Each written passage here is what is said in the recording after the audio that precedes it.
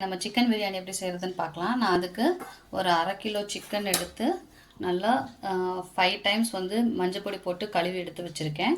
அடுத்து பார்த்தீங்கன்னா 1.25 வீசம்படி, இந்த வீசம்படிக்கு 1.25 வீசம்படி அரிசி வந்து இந்த சீரக சம்பா அரிசி எடுத்து கழுவி ஊற வச்சுருக்கேன் 1/2 மணி நேரம். அடுத்து ஒரு பெரிய வெங்காயம் நல்லா நீளமாக கட் பண்ணி வச்சுருக்கேன். அடுத்து ஒரு 2 பச்சை மிளகாய், சின்ன பச்சை மிளகாங்கிறதுனால 2 பச்சை மிளகாய் எடுத்திருக்கேன். நீங்கள் பெரிய பச்சை மிளகாய் வந்துச்சுன்னா ஒரு பச்சை மிளகாய் போதும். அடுத்து ஒரு பெரிய தக்காளியை நல்லா கட் பண்ணி வச்சுருக்கேன். கொத்தமல்லி புதினாவே நல்லா பொடி பொடியாக கட் பண்ணி வச்சுருக்கேன். அடுத்து தாளிக்கிறதுக்கு பார்த்திங்கன்னா ஒரே ஒரு பட்டை, 2 கிராம்பு, பிரியாணி இலை, சோம்பு, இவ்வளோ தான் நம்ம போட்டு தாளிக்க போகிறோம். இப்போ எப்படி பண்ணுறதுன்னு பார்க்கலாம். கிராம்பெல்லாம் எடுத்து வச்சுக்கோல, அதை போட்டுக்கலாம். நல்லா வெங்காயம் வந்து பொன்னிறமாக இந்த அளவுக்கு வரணும். அந்த அளவுக்கு வந்ததுக்கப்புறம் நம்ம தக்காளி, பச்சை மிளகாவை ஆட் பண்ணிக்கலாம். நம்ம எடுத்து வச்சுருக்கிறதுல பாதி கொத்தமல்லி, புதினாவும் ஒரு கைப்பிடி அளவு சேர்த்துக்கலாம். இப்போ பிரியாணி பவுடரில் 1 ஸ்பூன் சேர்த்துக்கிறேன். 1 ஸ்பூன் பிரியாணி பவுடர்.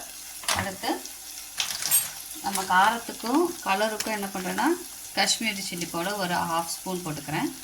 அடுத்து அதே ஸ்பூனில் ஒரு 1/2 ஸ்பூன் கரம் மசாலா ஸ்பூன், இந்த அளவுக்கு கொஞ்சம் தயிர், நல்லா கெட்டி தயிர் போட்டு நம்ம மிக்ஸ் பண்ணி விட்டுக்கலாம்.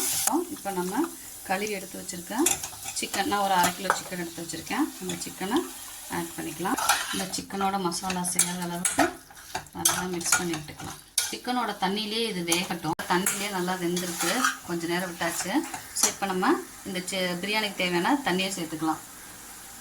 நான் ஒரு வீசம்படிக்கு 2 டம்ளர் தண்ணி சேர்த்துவேன்.